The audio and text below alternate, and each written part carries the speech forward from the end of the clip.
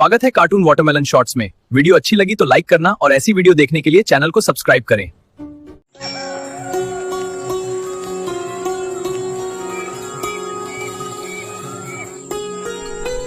मकनपुर गांव में एक छोटा सा घर था जिसमें शिवा अपनी माँ और बहन के साथ रहता था। कम उम्र में ही गरीबी और बेरोजगारी ने उसकी कमर तोड़ दी थी। अब तो वक्त ऐसा आ गया था कि खाने के लाले पड़ गए थे। ये लकड़ियां भी गीली हैं, जलने में नहीं आ रही, क्या करूं? हटो माँ, मैं कोशिश करती हूँ। लकड़ियां सुलग रही हैं, तो बस फूंकने से धीरे धीरे फूंक दे, शायद जल जाए। तब तक मैं देखूं आटा है कि नहीं। कुछ नाश्ता बन जाए तो शिवा काम ढूंढने निकलेगा। ममता आटा देखने उठी।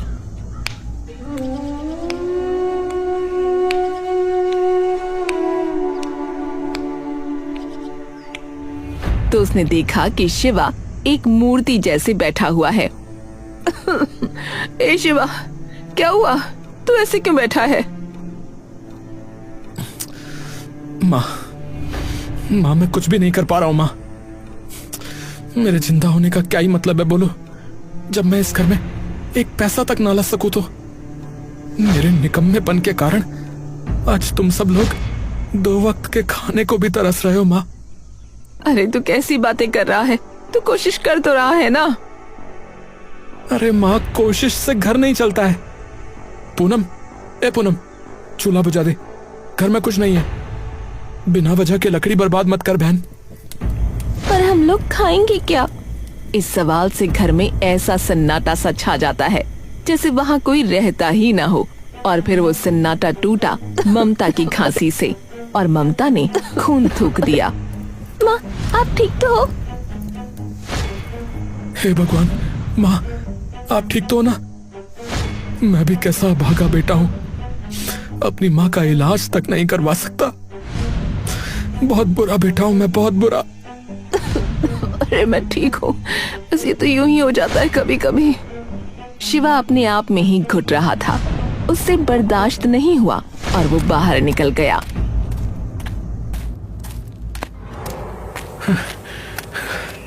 मैं अब इस घर में तब तक नहीं लौटूंगा जब तक कमाई का इंतजाम न कर लूं। हाँ, वरना ना मैं खुद को माफ कर पाऊंगा और ना पिताजी की आत्मा मुझे माफ करेगी। हाँ। वो शहर की ओर चला, इस उम्मीद में कि शायद कुछ काम हाथ लग जाए।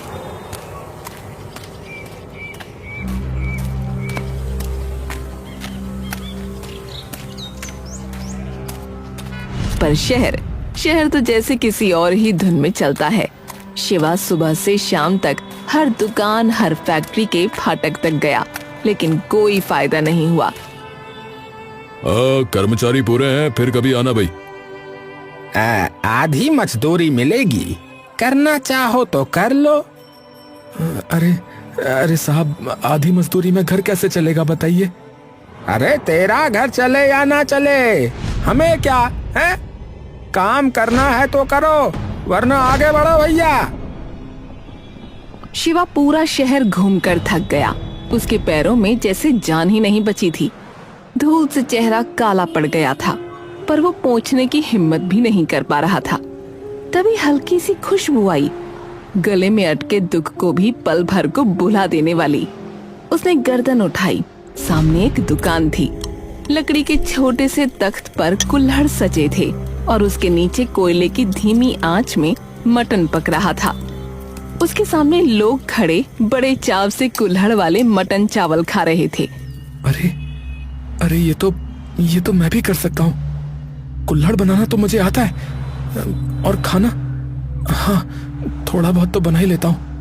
हाँ, मैं गांव में यही करूँ तो कितना अच्छा रहेगा। गांव में तो कुल्हड़ वाले कड़ी चावल कोई बेचता भी नहीं है। और रही बात मांसाहारी की, तो हमारे गांव में तो कोई खाता नहीं है। तो हाँ, यही सही रहेगा, कड़ी चावल ही सही रहेगा। हाँ। जैसे किसी ने उसकी पीठ पर हाथ रखकर कहा हो, चल अब तेरी बारी है। वो फौरन गांव लौट पड़ा।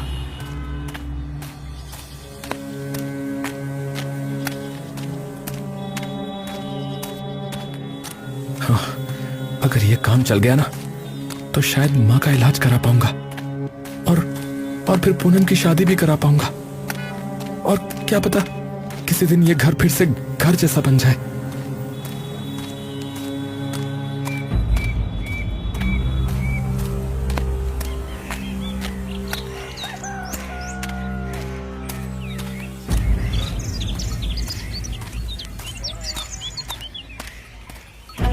गांव पहुंचकर शिवा ने कबाड़ में पड़ा पुराना लकड़ी का ठेला निकाला, किनारे ठीक किए।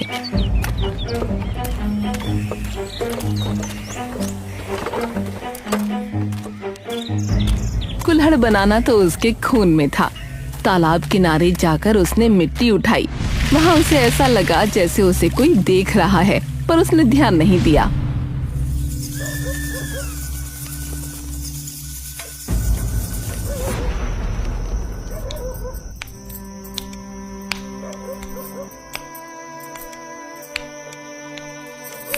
भैया, रात के 2 बज रहे हैं, सो जाओ ना। अरे बहना, तू सो जा। देख, मेरी तो नींद उड़ चुकी है। अब ये तभी आएगी जब घर में पैसे आएंगे। तू सो जा, मेरी फिक्र मत कर, सो जा। शिवा, इतना मत थक बेटा। ऐसा क्या हो गया? इतनी रात गए तू कबाड़ में लगा पड़ा है। अरे माँ, आप भी सो जाओ ना। कल की सुबह कुछ अलग होने वाली है, देखना। बस अपने बेटे को आशीर्वाद दो माँ। मैं कढ़ी चावल बनाकर बेचूंगा कल से। वो तो हमेशा तेरे साथ है, पर कढ़ी चावल के लिए पैसे कहाँ से लाएगा? माँ, वो मैंने अपनी पुरानी साइकिल बेच दी है माँ। पर भैया, सिर्फ कढ़ी चावल कौन खाता है? यहाँ गांव में लोग कढ़ी चावल के साथ पुदीने की चटनी पसंद करते हैं। दोनों बनाना। पुदीने की चटनी? अरे हाँ, अरे वाह बहन, ये तो तूने बहुत अच्छा सुझाव दिया। मेरी समझदार बहन, कितनी अच्छी है तू।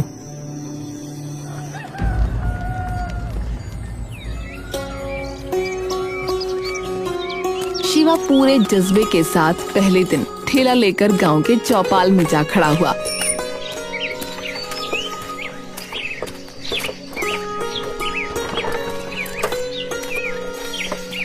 ठेला चमक रहा था। कुल्हड़ कतार में सजे थे।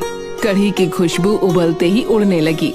लेकिन लोग आए, ठेले को देखा और बिना रुके निकल गए। किसी ने भी मुड़ कर न देखा।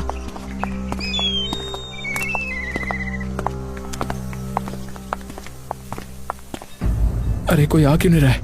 बहुत देर हो गई। शायद मेरे कढ़ी चावल में वो बात नहीं है।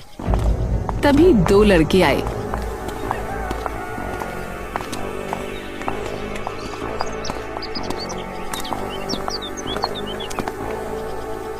ओए शिवा, एक कुल्हड़ दे, भूख लग रही है। हाँ, ये लो भाई।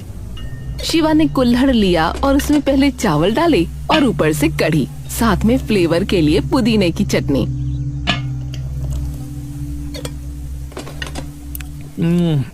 अरे यार, ये क्या बनाया भाई? अबे नमक ही नहीं है। अबे बनाना नहीं आता तो ठेला लेकर क्यों खड़े हो गए भाई? हैं? अबे इस बकवास कढ़ी चावल के हम कोई पैसे नहीं देंगे, समझा? हाँ, नहीं देंगे। दोनों लड़के मुंह बनाकर चले गए।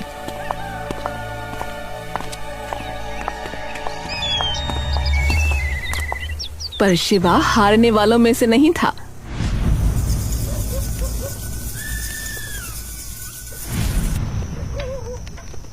रात को बैठकर उसने मसाले बदले, नुस्खा सुधारा, कई बार चखा, फिर चूल्हा बुझा दिया। दिन गुजरने लगे, पर ग्राहक गिनती के आते, वो भी मजाक बना देते। अरे एक बात कहूँ, कढ़ी चावल से ज्यादा स्वादिष्ट तो ये कुल्हड़ लग रहा है मुझे तुम्हारा। एक काम कर भाई, तू कुल्हड़ी रख ले और खाना फेंक दे, कैसा रहेगा? है? शिवा हंस देता, पर अंदर से रोता रहता। पैसे आ रहे थे, पर लागत से कम, कोई फायदा नहीं हो रहा था।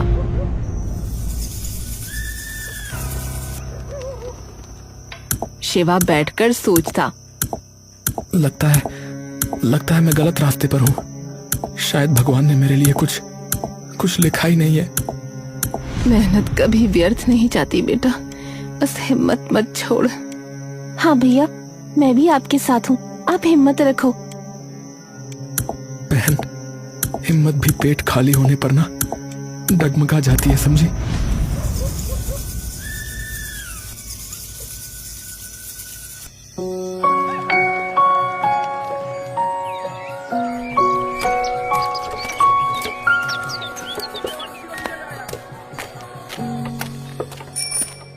शिवा के इन्हीं बुरे दिनों में एक दिन गांव का जमींदार धर्मपाल हंसता हुआ आया, जैसे कोई खुशखबरी लाया हो।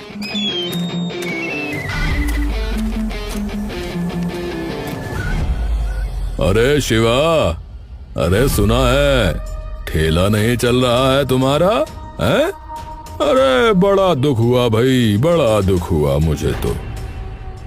अरे धर्मपाल जी, आपको मेरी चिंता कब से होने लगी? कोई काम है तो बताइए मुझे। काम? अरे वो छोड़ तू, जरूरी बात सुन मुझसे। देख, घुमा फिरा कर तो मुझे बात करने की आदत है नहीं। बात ये है कि मुझे जो है ना, तेरी बहन पूनम बड़ी पसंद है भाई। तो तू एक काम कर, पूनम को मेरे साथ ब्याह दे, बदले में मैं तेरी गरीबी मिटा दूंगा भाई। ठेला नहीं, दुकान खुलवा दूंगा, दुकान। अरे जिंदगी सेट हो जाएगी तेरी, वरना तेरी अभागी बहन से ब्याह कौन करेगा रे? शिवा के तन बदन में आग लग गई। वो गुस्से में चिल्लाया। वे धर्मपाल के बच्चे, मेरी बहन कोई चीज नहीं है, समझा, जिसका मैं सौदा करूं। सोच ले लड़के, नहीं माना तो गरीबी तेरे घर को खा जाएगी, समझा? निकल निकल यहां से। अगली बार यहां कदम रखा तो अच्छा नहीं होगा, समझा? तू मुझे धक्का देगा, मुझे धक्का देगा, हैं? मैं तेरी बहन। धर्मपाल आगे कुछ बोलता उससे पहले ही शिवा ने उसे मारना शुरू कर दिया और बहुत मारा। भैया छोड़ दो इसे, मत मारो। छोड़ दो शिवा, मत मारो इसे।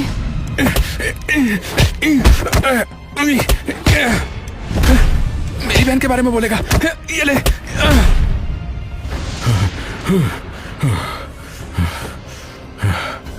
अब देखता हूँ कैसे जीता है तू। बच के रहना शिवा, तू तो गया। अबे जा, चला जा, वरना और पिटेगा, समझा?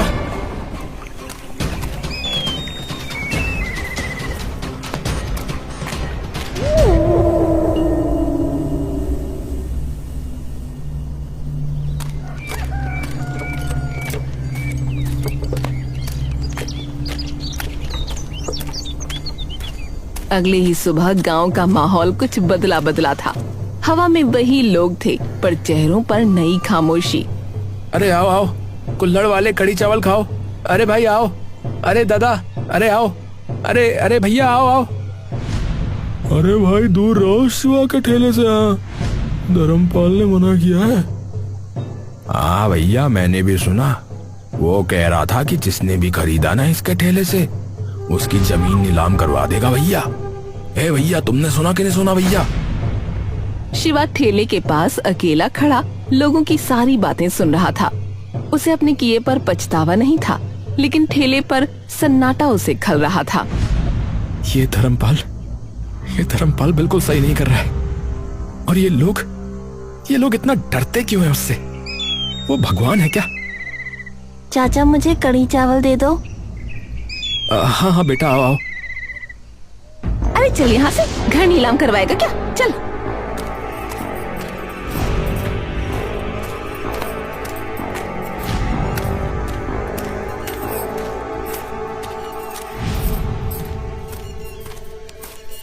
शिवा देखता रह गया।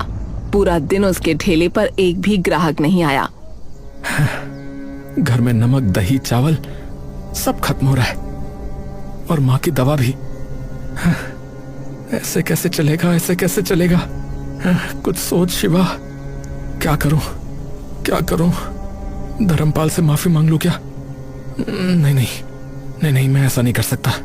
मेरी आत्मा गवाही नहीं दे रही है, मैं ऐसा नहीं कर सकता। उस दिन वो कढ़ी चावल लेकर ही घर आ गया।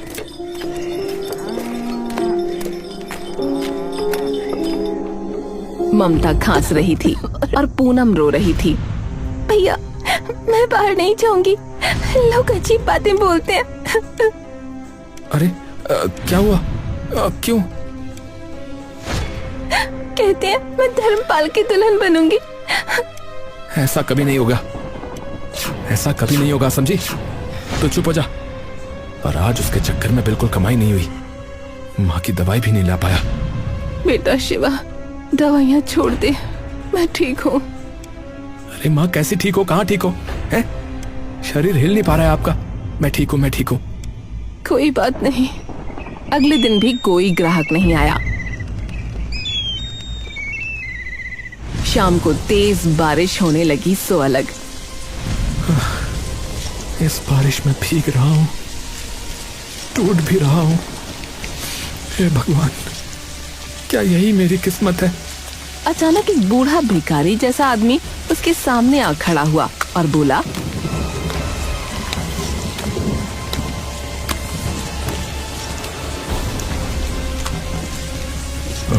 बेटा, बेटा कुछ खाने को मिलेगा? भूखे का पेट भर जाएगा तो तुम्हारा भला होगा बेटा। बाबा आइए आइए। हाँ हाँ जरूर लीजिए बाबा, मेरे यहाँ पर बस ये कढ़ी चावल बनता है, आप इसे खाइए।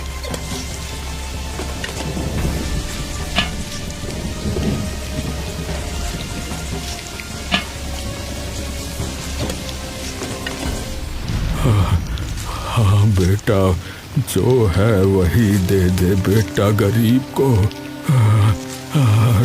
तेरा भला हो बेटा, तेरा भला हो। शिवा ने झिझकते हुए उसे गरम कढ़ी चावल परोस दिए। अरे वाह, तुम्हारे हाथ की मिट्टी सोने जैसी है बेटा। सोने जैसी? क्यों गरीब के साथ मजाक करते हो बाबा? अरे बेटा, तुमने इसे पहचाना नहीं। इस कुल्हड़ की मिट्टी को देखो बेटा, मिट्टी को देखो। मिट्टी को देखो? पर बाबा आप हैं कौन? बेटा, तुम्हारी किस्मत मिट्टी से बनेगी, मिट्टी से बनेगी बेटा। मिट्टी से बनेगी? मिट्टी सोने जैसी? ये आप क्या बोले जा रहे हैं बाबा? मेरी कुछ समझ में नहीं आ रहा है। और अचानक वो आदमी कहते कहते अंधेरे में ऐसे गायब हुआ जैसे हवा में घुल गया हो। बाबा, बाबा, अरे अरे ये बाबा कहाँ चले गए? बाबा, बाबा! उसे कुछ समझ नहीं आया और वो ठेला समेटकर घर आ गया।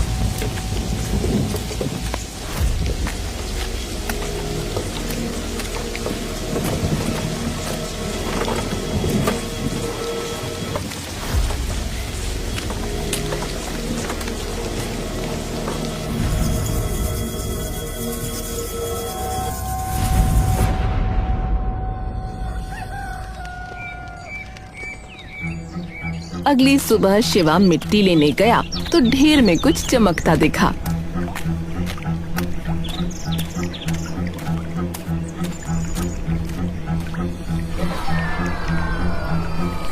अरे ये कैसी पोटली है? और इसमें ये चमक और ये खुशबू?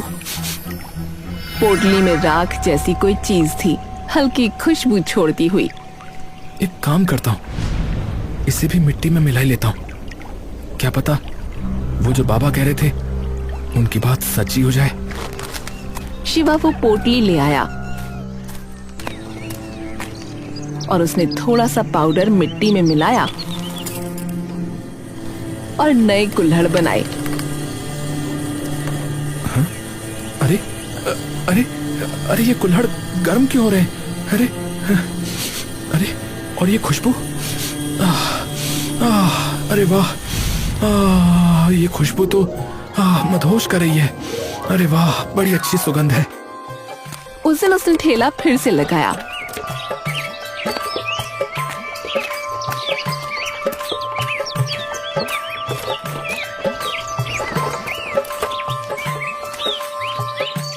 लोग पहले दूर रहे पर खुशबू ने उन्हें खींच ही लिया।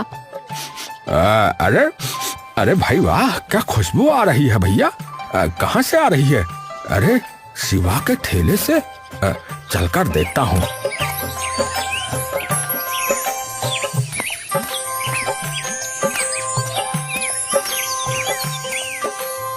अरे शिवा, तुम्हारे ठेले से बड़ी खुशबू आ रही है। अरे ये कुल्हड़ तो हाथ में लेते ही गर्म हो रहा है। अरे इसकी महक अलग ही दुनिया की लग रही है भैया, बड़ी अच्छी खुशबू है भाई। ए भैया, एक जरा मुझे भी दे देना भैया। क्या लगा रहे हो, मुझे भी दे दो। हाँ हाँ, सबको देता हूँ, बस 1 मिनट।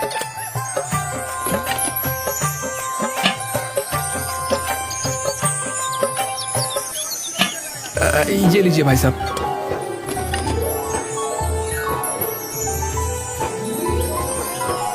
ये आपका। शिवा की आंखों में महीनों बाद उम्मीद चमकी।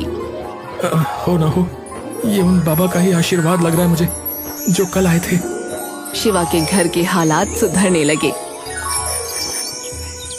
ममता का इलाज सही तरह से होने लगा, लेकिन ये खुशखबरी ज्यादा देर छुपी न रही। धर्मपाल तक बात पहुंच गई। क्या लोग मेरी धमकी के बावजूद उसके ठेले पर जा रहे हैं, और वो भी पहले से भी ज्यादा। वो फल फूल रहा है, मैं इस बार इसे जड़ से उखाड़ दूंगा, जड़ से। उसकी आंखों में गुस्सा था। वो कुछ खतरनाक काम करना चाहता था, जिससे वो शिवा को दोबारा उठने की हिम्मत न करने दे। उसने एक दोपहर ये मौका ढूंढा। उसने देखा कि पूनम खेतों के रास्ते लौट रही थी।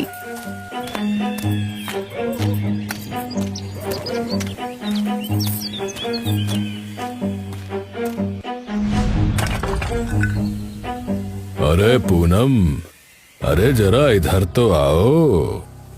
हटी, रास्ता दीजिए।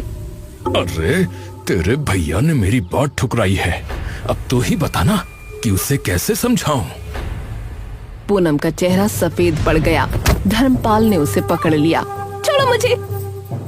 हे, समझा देना अपने भैया को कि मुझसे न टकराए और इस गांव से भाग जाए, वरना अंजाम समझ गई ना? चल चल जा अब। वो बिना पीछे देखे दौड़ी और घर पहुंचते ही रोने लगी। माँ, वो मुझे रोक रहा था माँ। हे भगवान, ये आदमी अब बच्चों पर भी नजर डाल रहा है। शिवा घर पहुंचा तो दोनों की हालत देखकर उसका खून खौल उठा। धर्मपाल, तूने मेरी बहन को छुआ, मेरी बहन को छुआ तूने।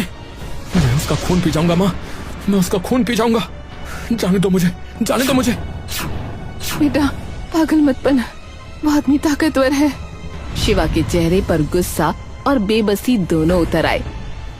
तो क्या क्या करूं माँ, क्या करूं, क्या करूं बोलो।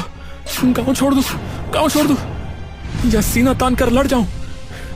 हे भगवान, ये आदमी हमें जीने क्यों नहीं देता है? इस दौरान अचानक गांव में एक बात फैली कि तालाब के पास एक बूढ़ा भटकता नजर आता है। अरे भैया, रात में देखा है, वो तालाब किनारे चलता भैया। अरे पैर नहीं लगते जमीन पे भाई। ए भैया, मुझे तो लगता है वो कोई देवता वेवता है भैया। मंदिर वंदिर बनवा दे वहां गई। अरे भाई, देवता नहीं, एक कुम्हार की आत्मा है, कुम्हार की आत्मा है, जिसके बाप दादाओं की जमीन जो है ना, ये धर्मपाल कमीने के बाप ने छीनी थी साले ने। शिवा सब सुनता था पर चुप रहता था। तभी एक रात उसे सपना आया। सपने में वही बूढ़ा सामने खड़ा था। जिस अन्याय ने मेरी सांसें छीनी थी बेटा, वही अन्याय अब तुम्हें भी रोक रहा है। बाबा, कौन सा अन्याय बाबा?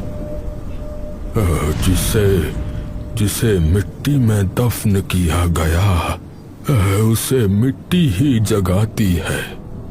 पर आप हैं कौन बाबा? आप क्या कहना चाहते हैं? आपकी बातें ना मुझे बिल्कुल भी समझ में नहीं आती। तेरी लड़ाई मेरी भी लड़ाई है बेटा, खत्म कर इसे। शिवा घबराकर जाग गया। दिल जोरों से धड़क रहा था और माथा पसीने से भीगा था।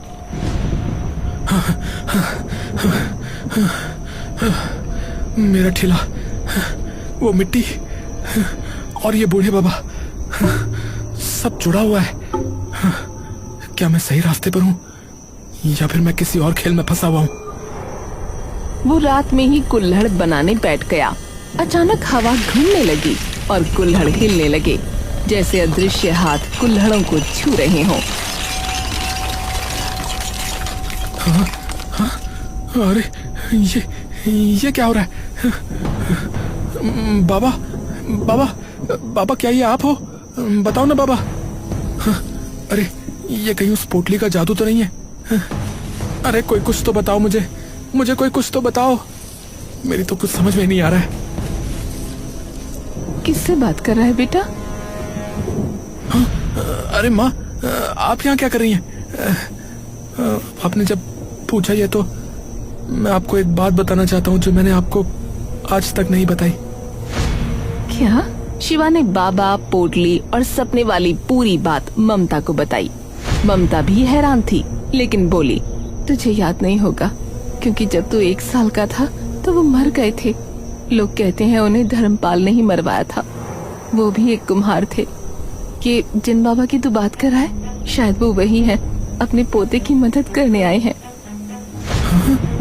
क्या मेरे दादा? ये क्या कह रही हो माँ? क्या हुआ? ये क्या कह रही हो माँ? क्या कह रही हो?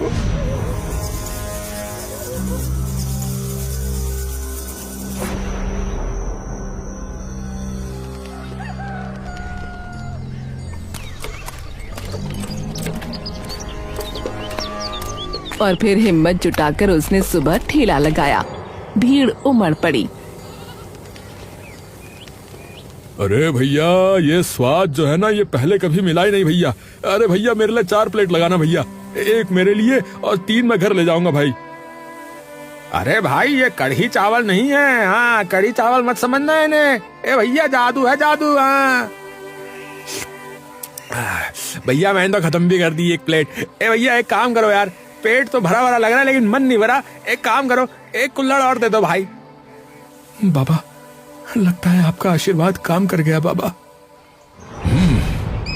एक कुम्हार का लड़का मेरी बराबरी करेगा, मेरी धर्मपाल की। आज ही इसका खेल खत्म कर देता हूँ। हाँ। रात में उसने गुंडे भेजे।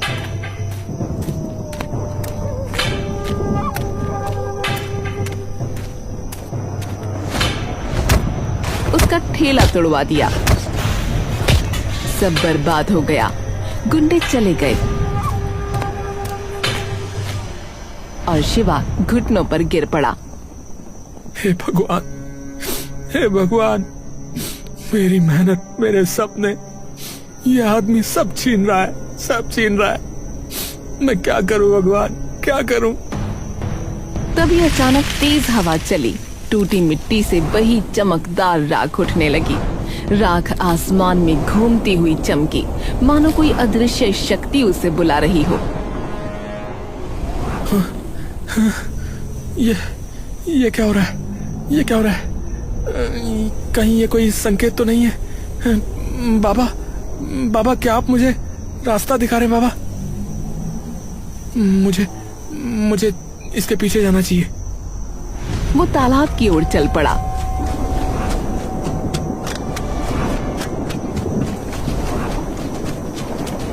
उसे और लोगों ने देखा तो वो भी उस तरफ हो लिए।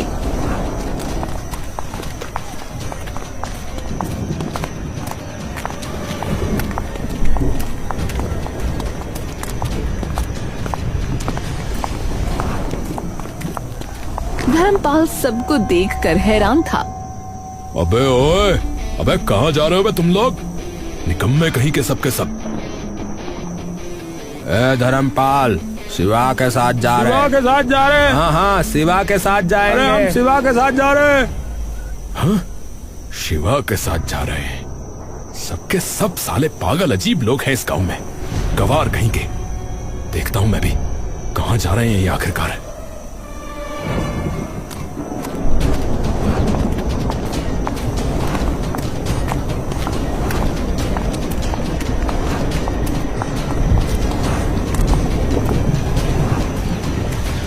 सब तालाब तक पहुंचे। तालाब चमक रहा था और वहीं वो बूढ़ा खड़ा था। अरे तू तो मर गया था ना? हैं? तू तो मर गया था। तो ये यहाँ कैसे? क्या? अन्याय कभी नहीं मरता, कभी नहीं मरता अन्याय, याद रखना। बस समय आने पर हिसाब चुकता करता है। मुझसे दूर रह मुझसे दूर। तूने मेरी जमीन छीनी, याद है? फिर मुझे दर्दनाक मौत दी और अब मेरे पोते का जीना हराम कर रहा है। अरे भैया, अरे कमाल हो गया भैया, गजब हो गया। अरे ये तो शिवा के दादा है भैया। अरे ये क्या जिंदा है क्या ये? अरे कैसे बोल रहे हैं? ए भैया, जिंदा हिंदा नहीं है, देख नहीं रहे भैया? चमक रहे बिल्कुल, हैं? बिल्कुल सफेद बूढ़े चमक रहे भैया। ए भैया, ये उनकी आत्मा लग रही भैया, जो न्याय के लिए भटक रही भैया। आज यहाँ कुछ कांड होने का लग रहा है मुझे भैया। ये धर्मपाल का आज कुछ मेरे को ग्रह नक्षत्र ठीक नहीं लग रहा भैया। हाँ, मैंने किया, मैंने ही किया, मैंने ही तोड़ा, मैंने ही ठेला तोड़ा, मैंने ही शिवा को बर्बाद करना चाहा, मैंने ही तुम्हारी जमीन भी छीनी थी। सब सच है, सब सच है। पर मुझे अब जाने दो। मैं अब आगे से शिवा को कुछ नहीं कहूंगा। मैं आगे से कुछ नहीं कहूंगा। मैं हाथ जोड़ता हूँ। मेरी लाश यहीं तालाब के किनारे 10 फीट नीचे दफन है। मुझे मुक्त कर। शिवा ने अपने दादा की लाश तालाब के किनारे से निकलवाकर उसका अंतिम संस्कार किया।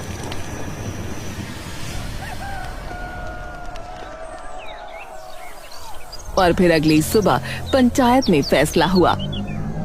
हाँ तो गांव वालों, पूरी पंचायत ने यह निर्णय किया है कि धर्मपाल ने हत्या की है और उसकी सजा जेल और मुकदमे के सिवाय कुछ नहीं है। हमारा सर्वसम्मति से यह निर्णय हुआ है कि पुलिस को बुलाया जाएगा और फिर आगे की कार्रवाई पुलिस स्वयं देखेगी। अरे पंचों, अरे मुझे माफ कर दो। गांव वालों मुझे माफ कर दो। मैंने लालच में आके ये सब किया। कुकर्म का फल एक ना एक दिन सबको मिलता ही है, और आज तुम्हें भी मिल गया धर्मपाल। अब जाओ और बाकी की जिंदगी अब जेल में सड़ो जाकर। पुलिस धर्मपाल को ले गई और कुछ ही दिनों में शिवा ने अपनी दुकान बना ली। कुल्हड़ वाला कढ़ी चावल, मिट्टी का वरदान। वाह शिवा भाई, ये नाम तो खुद कहानी है भैया। भीड़ उमड़ पड़ी, दुकान पर रौनक थी, घर में खुशहाली। पूनम और ममता के चेहरे पर मुस्कान लौट आई। शाम को शिवा तालाब पर गया।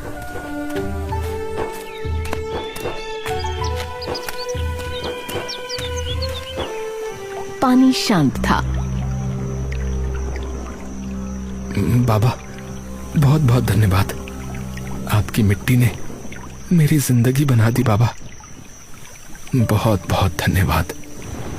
हवा हल्के से बहने लगी, पत्ती सरसराई, जैसे कोई अदृश्य शक्ति आशीर्वाद दे रही हो।